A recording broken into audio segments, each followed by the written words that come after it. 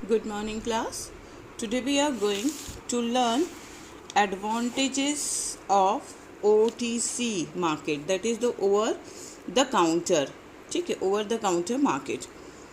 Yesterday we already learned about the OTC of India, even OTC of the USA. Okay. Now it provides a trading platform to small and less liquid companies, as we had learned earlier कि ये 5 करोड़ के नीचे की कंपनियों के लिए OTC है, 5 करोड़ के ऊपर की कंपनियों को लेके क्या है, नेशनल स्टॉक एक्सचेंज है. ठीक है, नेशनल स्टॉक एक्सचेंज जो है वो 5 करोड़ के ऊपर की कंपनियों के लिए है. OTC जो है वो 5 करोड़ के नीचे की कंपनियों के लिए है. क्लियर हो गया? So it provide trading platform to smaller and less liquid companies as they are not eligible for listing on a regular exchange. वो जो स्टॉक एक्सचेंज है उसमें लिस्टिंग नहीं हो पाती हैं, इसलिए उन्हें कहाँ आना पड़ता है, OTC में आना पड़ता है. तो OTC वाली कंपनियां जो होती हैं वो स्मॉल होती हैं. ठीक है. Number 2, it is a cost effective method for corporate. Corporate के लिए ये कॉस्ट इफेक्टिव है, अच्छे से फाइनेंस लेकर आ जाती है. As there is a low cost of new issue and lower expenses of servicing the investors. ठीक है, बहुत मतलब इशू करने की भी कॉस्टिंग बहुत कम होती है, रेस करने शेयर्स भी बहुत मतलब इजी कॉस्ट के होते हैं. जैसे कि आप एग्जांपल ले लीजिए, एक नॉर्मल ड्रेस की दुकान, ठीक है, जहाँ आपको आपके हिसाब से कपड़े मिल जाएं, कपड़े की दुकान, एक क्लॉथ स्टोर आप ले लीजिए, एक normal cloth store and Raymond का ले लीजिए. ना व्हाट इज़ द डिफरेंट, दोनों जगह आपको कपड़े तो मिल जाएंगे, लेकिन डिफरेंस समझ में आ गया ना. रेमंड में कोई भी आप एक नॉर्मल शर्ट भी उठाएंगे ना तो वो 2500 के नीचे नहीं है. एक नॉर्मल शर्ट उठाएंगे तो वो 2500 के नीचे नहीं है, लेकिन एक नॉर्मल दुकान में आप चले जाइए तो 500-600 रुपये में भी बहुत अच्छे शर्ट्स मिल जाते हैं, है ना, गुड लुक वाले. तो दैट इज़ द डिफरेंट. ये जो नॉर्मल क्लॉथ की दुकान है ये OTC है. ठीक है, और रेमंड वाली जो है वो आपकी स्टॉक एक्सचेंज है. तो देखो, अगर हम यहाँ पे भी जाएं तो खुद अपने माइंड में लेके देखो, यहाँ हम तुम पूरी तरह से फ्लैक्सिबल रहते हो. अरे ये दिखा दीजिए, इसका कलर नहीं है, वो नहीं है. और रेमंड में घुसे तो पता नहीं कितने का शर्ट होगा, अच्छा तो लग रहा है लेकिन पता नहीं कितना मांगेगा. और अगर उसने रेंज भी बोल दिया 7500, now you are in able to identify the quality of the cloth. तो उससे आपको पता चल जाएगा कि बहुत ज़्यादा चार्ज कर रहा है या ये कर रहा है. तो फिर हम निगलेक्ट करने की कोशिश करते हैं, चले तो जाते हैं बट निगलेक्ट करने की कोशिश करते हैं, क्योंकि क्वालिटी के हिसाब से पेमेंट इनका बहुत ज़्यादा हो जाता है. दोनों कपड़ों में ज़्यादा फ़र्क नहीं है. ऐसा नहीं है कि ये जिस कॉटन से बना है वो इंडिया का कॉटन है और ये जिस कॉटन से बना है वो USA से कॉटन लेके है. दोनों कॉटन इंडिया का ही है, दोनों मशीन में ही बना होगा, मैटर नहीं है ना.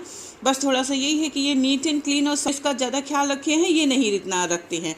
सो that's why there is a difference between the cost. ठीक है. So it is a cost effective method for corporate as there is a low cost. जो भी शेयर्स हैं उनकी कॉस्टिंग क्या है, लो है. ठीक है, और आसानी से जो है वो इशू भी कर दिए जाते हैं और आसानी से जो है वो परचेस रिटर्न भी हो जाते हैं. Dealers can operate both in new shares even the secondary market at their options. ठीक है, OTC दोनों काम करता है, कंपनी के लिए न्यू इशू भी करता है और सेकेंडरी मार्केट का भी काम करता है. ठीक है, जैसे स्टॉक एक्सचेंज सिर्फ सेकेंडरी मार्केट है, जो शेयर ऑलरेडी एग्जिस्ट कर रहे हैं वही शेयर्स वो रखता है, न्यू इशू स्टॉक एक्सचेंज से नहीं जाता. लेकिन OTC क्या करता है, दोनों करता है, ये न्यू इशू भी करता है और सेकेंडरी मार्केट की तरह वो मतलब जो शेयर ऑलरेडी एग्जिस्ट है उसको भी अपने मार्केट में रखता है. ठीक है. It gives greater freedom of choice to investors to choose stock by dealers for market making in both primary and secondary market. मैंने जैसे ये बताया कि कपड़े की दुकान है, तुम टोटली फ्री रहते हो ना. ऐसे तुम्हारी दुकान है, नहीं वो पिंक वाला दिखाइए, नहीं वो रेड वाला दिखाइए, नहीं थोड़ा और अच्छा वाला दिखाइए, नहीं थोड़ा और सस्ता वाला दिखाइए. तो इसी तरह से OTC एकदम ग्रेटर फ्रीडम प्रोवाइड करता है, एकदम फ्रीडम प्रोवाइड करता है इन्वेस्टर्स को ना, कि कोई भी आप स्टॉक चूज़ कर लीजिए, क्योंकि एकदम छोटे छोटे स्टॉक्स हैं, सस्ते हैं, ज़्यादा तामझाम नहीं है, इजीली अवेलेबल हो जाएंगे, इजीली रिटर्न हो जाएंगे, ठीक है। तो छोटे इन्वेस्टर्स के लिए देखो ये ओटीसी बहुत ज़्यादा रन करता है as compared to stock exchange. पता है स्टॉक एक्सचेंज में शेयर होल्डर कम होते हैं, ओटीसी के शेयर होल्डर ज़्यादा होते हैं। फ़र्क यही है कि हाँ अगर एक शेयर 100 रुपये का है तो यहाँ 1000 का है, ठीक है। यहाँ एक ही इन्वेस्टर ने इन्वेस्ट कर दिया था, 1000 की रिकवरी है।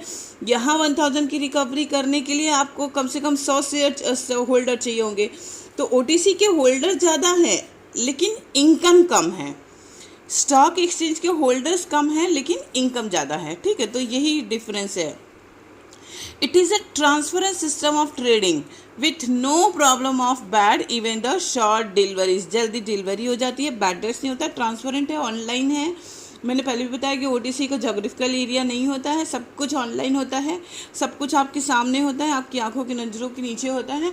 आप जब चाहिए तब ओपन करिए, जब तो जैसे आपका बैंक अकाउंट, अब आपका बैंक अकाउंट आपकी नज़रों के सामने है, जब चाहिए तब आप ओपन करके उसको बैलेंस आप चेक कर सकते हैं, है ना। पहले क्या होता था, पता नहीं कितना बैलेंस है, पासबुक भरवाना पड़ेगा, जाके पूछना पड़ेगा, ये वो। तो ये अब ऐसे ओटीसी भी एकदम ट्रांसपेरेंट है, बैड डेट्स का कोई चांस नहीं होता, शॉर्ट डिलीवरीज का कोई वो नहीं होता, सब ऑनलाइन ट्रांजेक्शन होता है, काम हो जाता है। Next, information flows and more direct from market makers to customers since there is a close contact between them. बहुत क्लोज कांटेक्ट रहता है आप में और उनमें। जैसे देखो हम फिर आपको इसी एग्जांपल में लेके चल रहे हैं। एक आप रेमंड में घूम जाएंगे, कपड़े लेकर भी आएंगे तो ठीक है, हो गया, रेमंड ने आपको कपड़े दे दिए, उसका काम खत्म। लेकिन वो कपड़े की दुकान जो आपके घर के आसपास होगी या जो आपको जहाँ आप हमेशा जाते होंगे, उसके साथ आपका बहुत क्लोज कांटेक्ट होगा। कोई भी डिस्काउंट आएगा तो आपको इन्फॉर्म करेगा, कोई अच्छी चीज़ आएगी तो आपको इन्फॉर्म करेगा। इसी तरह से OTCEI है, ठीक है। OTCEI के पास जो है वो अपने शेयर होल्डर्स को बहुत क्लोज, शेयर होल्डर से बहुत क्लोज रहता है। कोई भी चेंजेस होगा तो उनको तुरंत जो है वो इन्फॉर्म करेगा कि देखो इस शेयर के रेट बढ़ रहे हैं, इस शेयर के रेट घट रहे हैं, आप आके ले लीजिए। तो फिर या आप अपना जो है जो आपने लिया है उसको रिटर्न कर दीजिए। तो इनका बहुत क्लोज कांटेक्ट रहता है, किसके बीच, इन्वेस्टर्स के बीच और कंपनीज और ओटीसी के बीच में। क्लियर हो गया? गुड।